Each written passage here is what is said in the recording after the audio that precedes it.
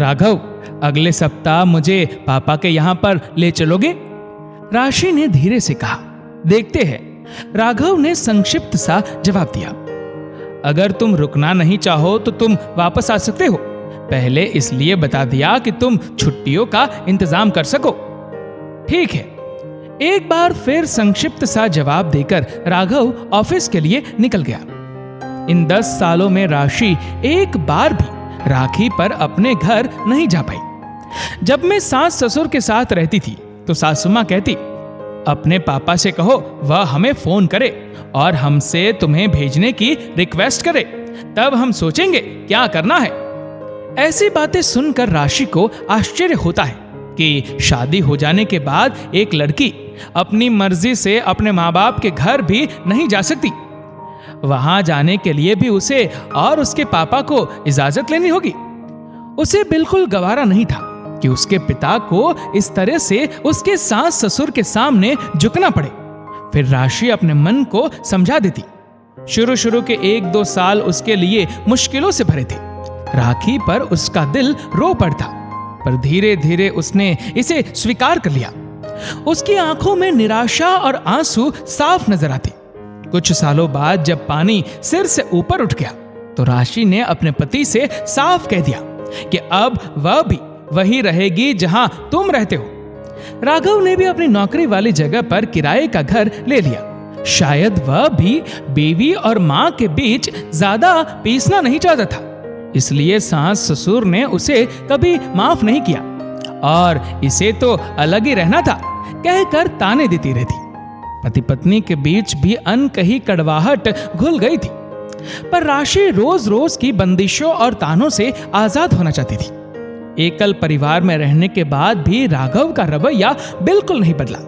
मायका और ससुराल एक ही शहर में था। बच्चों की राखी पर एक दिन की छुट्टी होती थी।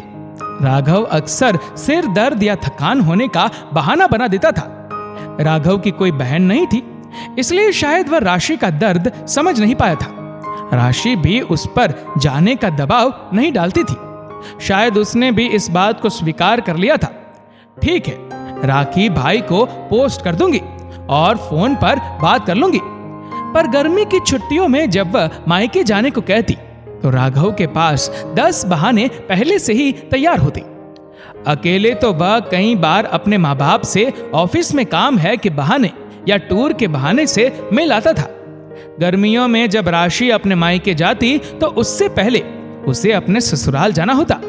उसके बाद अपने घर जाने के लिए जब सास ससुर से पूछती तो कहते, इतने समय बाद तो यहाँ आई है, मायके से ज्यादा मोह मत रखो। हमारे यहाँ कौन सा साल में बार बार आती हो, और अब तो तेरे पापा ने पूछना भी बंद कर दिया है। और जब राघव राशि को वापस लेने आने वाला होता तो 1 या 2 दिन के लिए बड़ी मुश्किल से अपने घर रुक पाती। तभी उसके बाहर बाजार के जरूरी काम पूरे हो पाते। ससुराल से तो सास किसी न किसी काम के बहाने से रोक लेती थी। यहाँ घूमने आई हो क्या?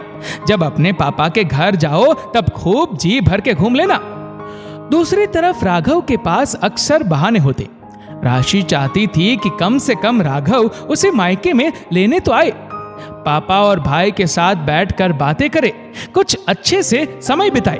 पर सास ससुर का कहना था, हमारे यहाँ जब तक लड़की वाले अच्छे से घर में इनवाइट नहीं करते तब तक हम किसी के घर नहीं जाते हैं, यही यहाँ का रिवाज है। राशि फिर एक बार झुक जाती है। वह नहीं चाहती थी कि उसके पिता फिर उसके सास ससुर को फोन करके राघव को घर आने को कहे। राशि अपनी तरफ से किसी प्रकार का दुख अपने पिता को नहीं देना चाहती थी। मां के जाने के बाद राशि के पापा बहुत ही अकेले हो गए थे। वह ससुराल और राघव से किसी प्रकार का झगड़ा नहीं चाहती थी जिससे पापा को कुछ भी सुनना न पड़े। राशि चाहकर भी उनके लिए कुछ नहीं कर पाती थी। पिता भी शायद उसकी मजबूरी को समझने लग गए थे। वह भी कभी उसे और राघव को आने के लिए मजबूर नहीं करते। बेटा, जब तुम्हारा मन हो तब चली आना, तुम्हारा अपना ही घर है।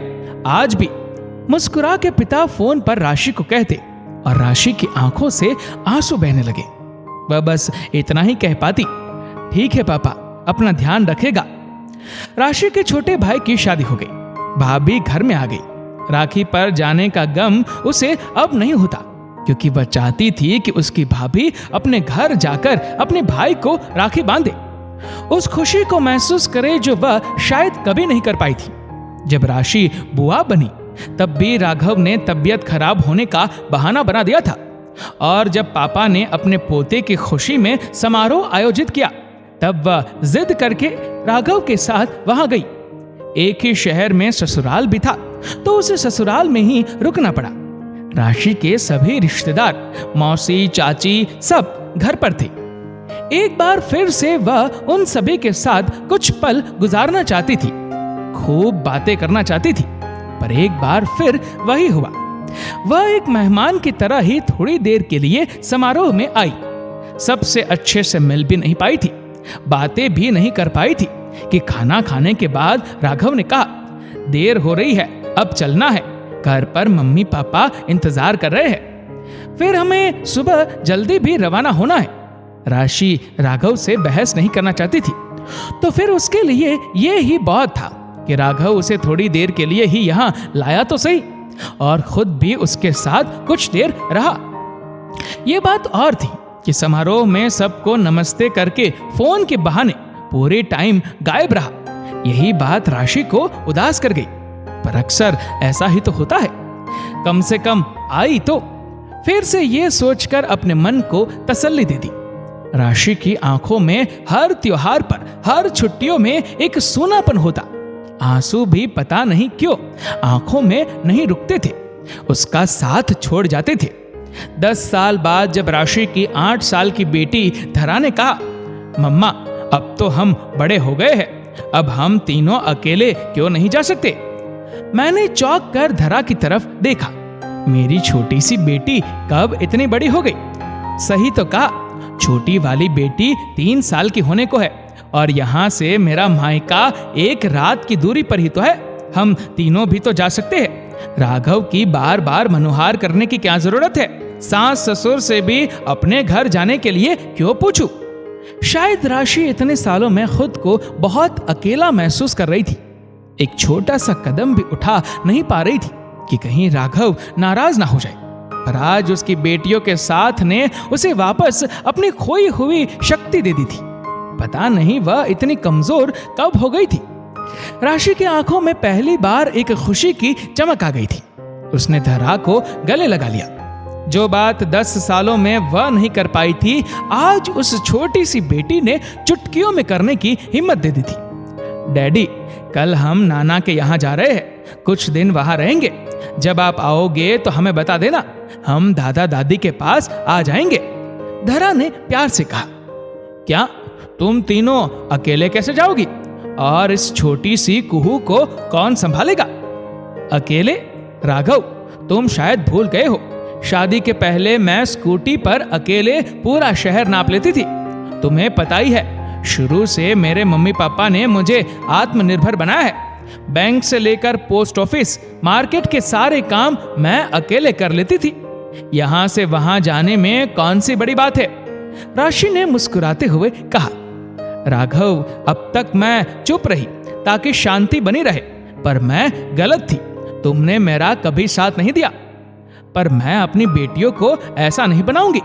बच्चे माता पिता को देखकर ही सीखते हैं। आज उसकी आवाज में एक आत्मविश्वास झलक रहा था जो उसे उसकी बेटियों ने दिया था। सच ही तो है, बेटियां मां की शक्ति होती है, एक पूरी दुनिया होती है। आज राघव ने कोई बहस नहीं की। शायद आज वह एक पति की नहीं बल्कि एक पिता की नजर से देख रहा था, पर अभी भी शायद एक पति और बेटे के फर्ज के बीच फंसा था। उसे राशि की आंखों में एक अलग ही आत्मविश्वास और चमक दिखाई दे रही थी। और अगले दिन राशि निकल पड़ी अपनी बेटियों के साथ दुनिया नापने, और अब उसे किसी के सहारे की जरूरत नहीं थी।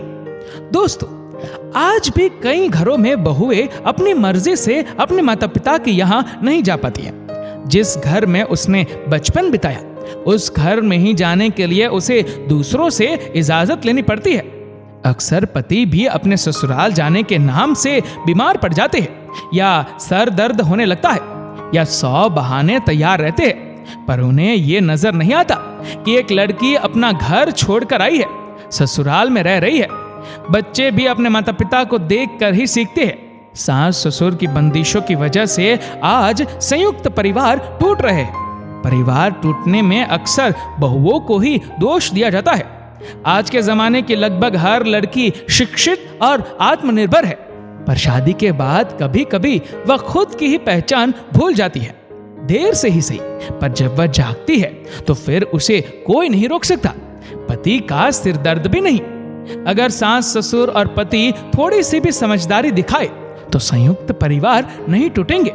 पति पत्नी के घर वालों को भी अपना समझे तो ना पत्नी का सिर दुखेगा अपने पियर जाने में, और ना पति का सिर दुखेगा अपने ससुराल जाने में।